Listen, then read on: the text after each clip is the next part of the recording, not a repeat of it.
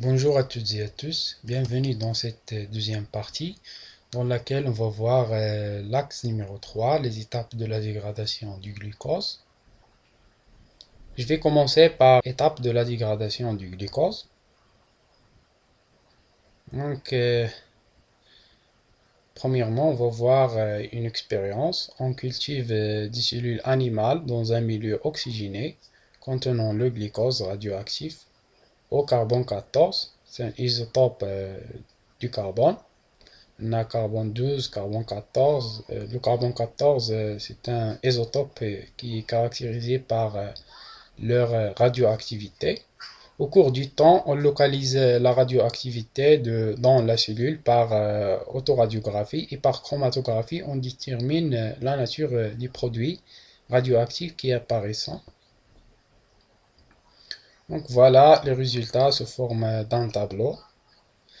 Le tableau il représente le temps. Au temps T1, on remarque que la radioactivité elle est très forte dans le milieu extracellulaire, alors que dans le milieu intracellulaire, il n'existe aucune radioactivité.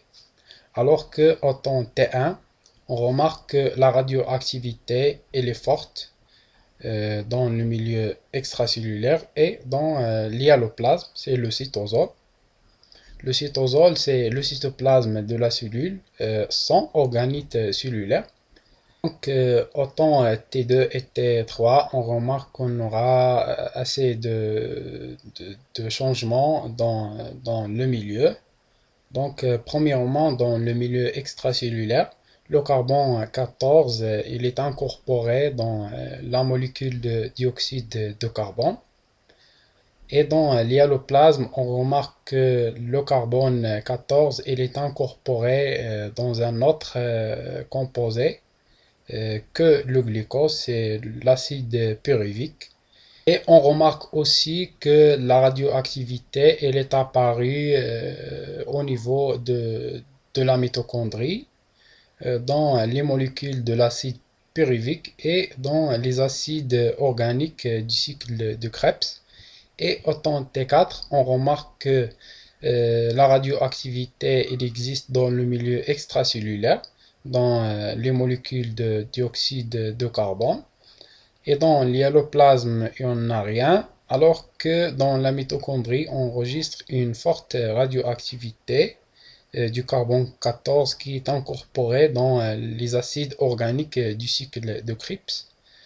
Donc, comme une petite remarque, c'est que ici en anaérobie, les mitochondries sont inactives.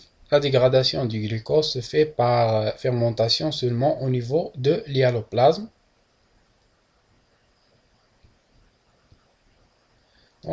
Comme une conclusion, le glucose passe du milieu extracellulaire au milieu intracellulaire où il est dégradé en anaérobie pendant la respiration. Donc, la dégradation de glucose se fait par deux étapes et dans deux structures cellulaires différentes.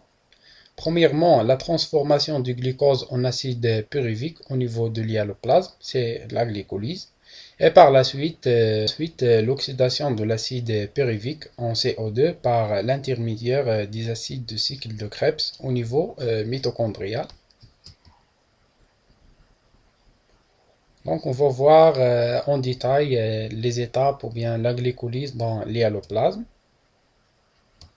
La glycolyse se déroule en deux étapes principales. La première étape consomme de l'énergie sous forme d'ATP, ou bien c'est l'étape de l'investissement de l'énergie sous forme d'ATP. Et la deuxième étape, c'est l'étape de la production de l'énergie sous forme d'ATP et des transporteurs d'électrons et des protons réduites. À cette étape-là, la cellule gagne donc 2 ATP. Premièrement, on aura l'investissement de 2 ATP et la production de 4. Donc, on aura la production de 2 molécules d'ATP. Voilà, ces deux schémas-là qui représentent les étapes de la glycolyse au niveau de l'hyaloplasme. Et on va le subdiviser en trois parties, bien en trois étapes. On va voir chacune de ces trois étapes en détail. Donc, premièrement, la première étape, c'est l'étape de la formation de fructose biphosphate avec la consommation de l'énergie. Donc, le glucose fixe un groupement phosphate issu de l'hydrolyse de la molécule de l'ATP en ADP et devient un glucose phosphate. Ce dernier fixe lui aussi un groupement phosphate issu de l'hydrolyse de la molécule d'ATP et se transforme en fructose diphosphate. Au niveau de l'hyaloplasme, pour la première étape, on aura le glucose C6H12O6 qui se transforme en glucose phosphate et la transformation de l'ATP en ADP ou bien l'hydrolyse de l'ATP en ADP. Ce glucose phosphate il est par la suite transformé en fructose biphosphate avec 6 molécules de carbone et 2 groupements phosphate. Donc la même chose, cette réaction-là, elle est indispensable de hydrolyser une autre molécule de l'ATP en ADP. Donc la première étape, c'est l'étape de l'investissement, ou bien c'est l'étape de l'utilisation de l'ATP. On utilise 2 molécules d'ATP pour transformer le glucose en fructose biphosphate. La deuxième étape, c'est l'étape de la formation de l'acide glycérique diphosphate. Donc les molécules de fructose biphosphate se scindent en 2 molécules d'un sucre en C3, c'est-à-dire il comporte 4 atomes de carbone, appelés glycéraldéhyde phosphate. Donc chaque molécule de ce sucre fixe un groupement phosphate et subit une oxydation. Il libère des électrons et des protons qui sont fixés par une molécule de NADH+. Celui-ci est réduit en NADH, H+, à la suite de ces réactions de glycéraldéhyde phosphate qui se transforment en acide glycérique biphosphate. Donc on va voir en détail cette deuxième étape-là. Donc durant la deuxième étape, le fructose biphosphate il se transforme en 2 glycéraldéhyde phosphate, c'est-à-dire qu'on aura la réaction de destruction des liaisons hydrogènes de fructose biphosphate qui comporte 6 molécules de carbone en 2 glycéraldéhyde. Chaque glycéraldéhyde phosphate subit par la suite une transformation en acide glycérique biphosphate. On remarque ici qu'on aura la conservation de nombre de molécules de carbone, mais on aura aussi la production ou bien la réduction de 2 NADH+ en NADH+. Et on aura ici l'intervention de 2 groupements phosphate durant cette réaction-là. Donc voilà ce schéma qui représente la structure chimique des transporteurs des électrons et de protons, NADH+, deux groupements phosphate et une molécule de ribose et une base azotée. Et c'est presque la même structure pour la forme NADH+, avec la forme ou bien l'ajout de 2 molécules ou bien 2 atomes d'H+.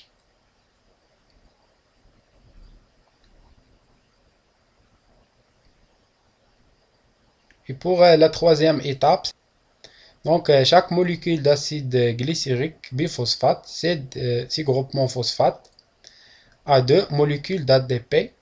Et là, on résulte la synthèse de 4 molécules d'ATP et la transformation de l'acide glycérique biphosphate en acide pyruvique. Donc on va voir en détail cette troisième étape-là. Donc l'acide glycérique biphosphate, il se transforme en acide pyruvique. Et on aura ici la transformation de 2 molécules d'ADP en 2 molécules d'ATP. Puisque on a ici 2 molécules d'acide glycérique biphosphate qui se transforment en 2 acides pyruviques. Voilà cette structure chimique de l'ATP. Tout d'abord, l'ATP, c'est l'abréviation de l'adénosine triphosphate.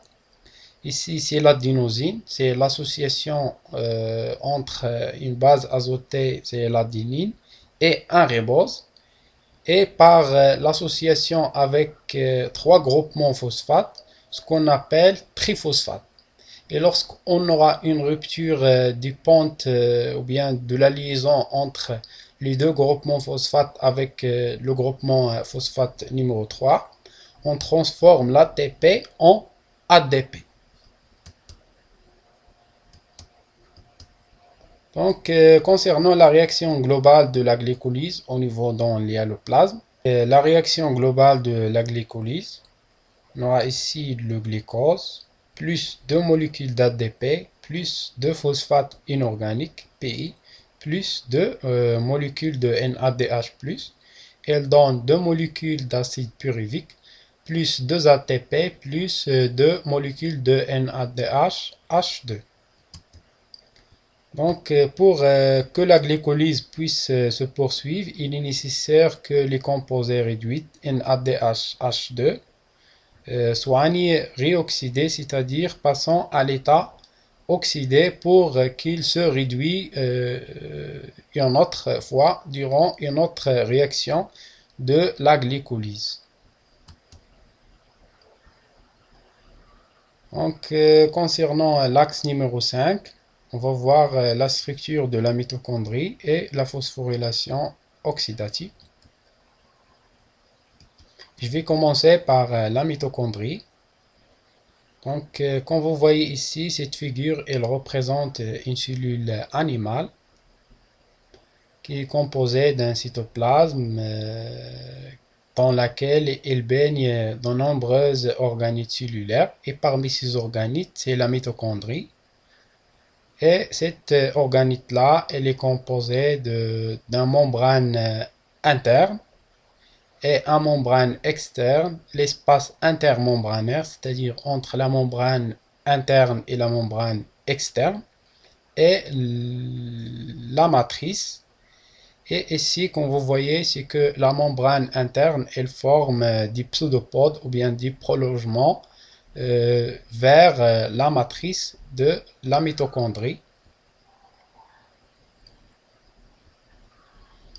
Donc la mitochondrie est limitée par deux membranes, externes simples et internes qui portent des prolongements vers l'intérieur de la mitochondrie, ce qu'on appelle les crêtes. Donc voilà la structure de la mitochondrie, ici la membrane externe, la membrane interne, la matrice mitochondriale et l'espace intermembranaire, c'est simple. Donc on va voir maintenant la structure détaillée ou bien l'ultrastructure de la mitochondrie.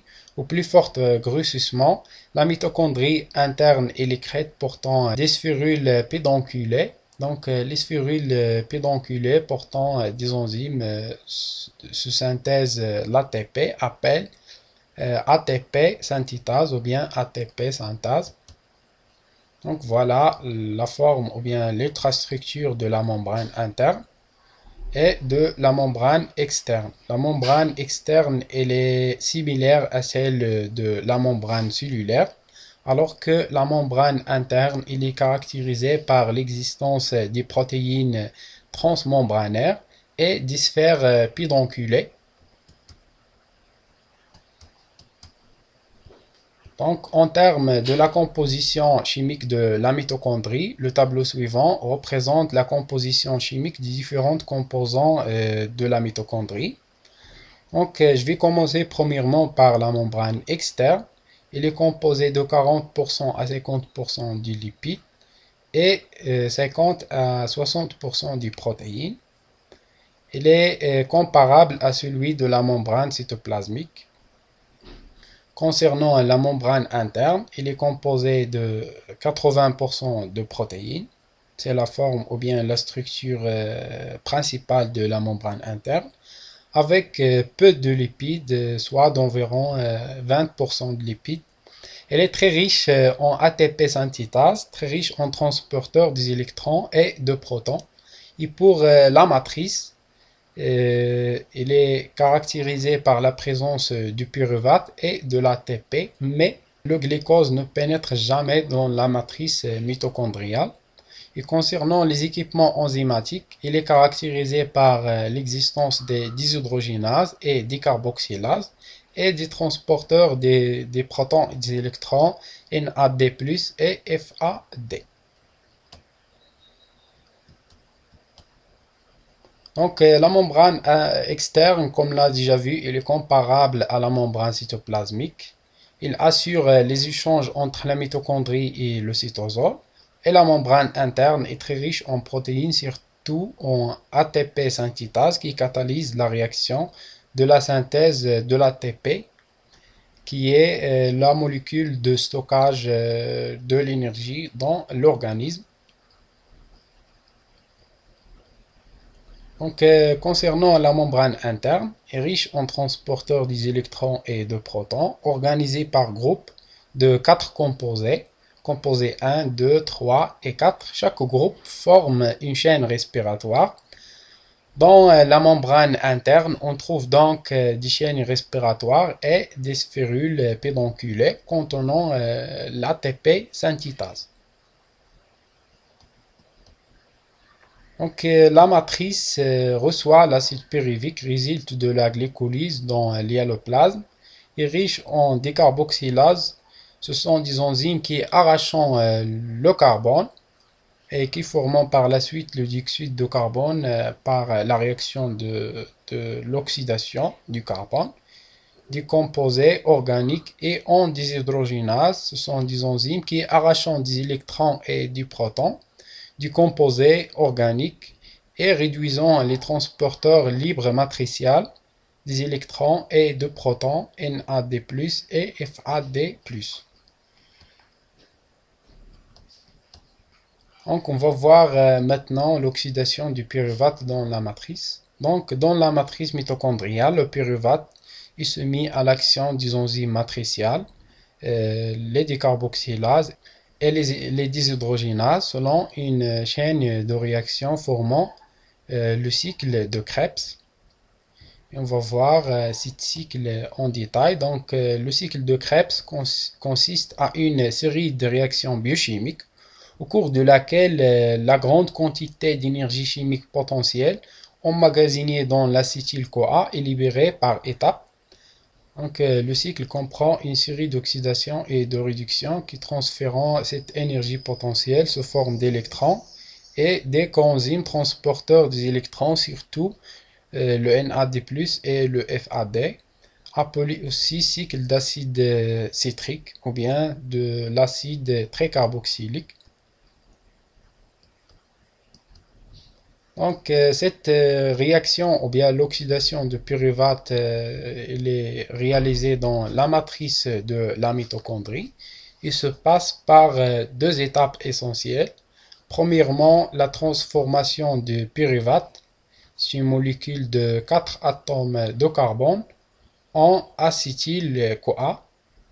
Donc, cette réaction-là, elle nécessite un pyruvate déshydrogénase qui arrache des atomes d'hydrogène pour former l'acétyl-CoA et par l'intervention d'un acétyl qui existe au niveau de la matrice de la mitochondrie.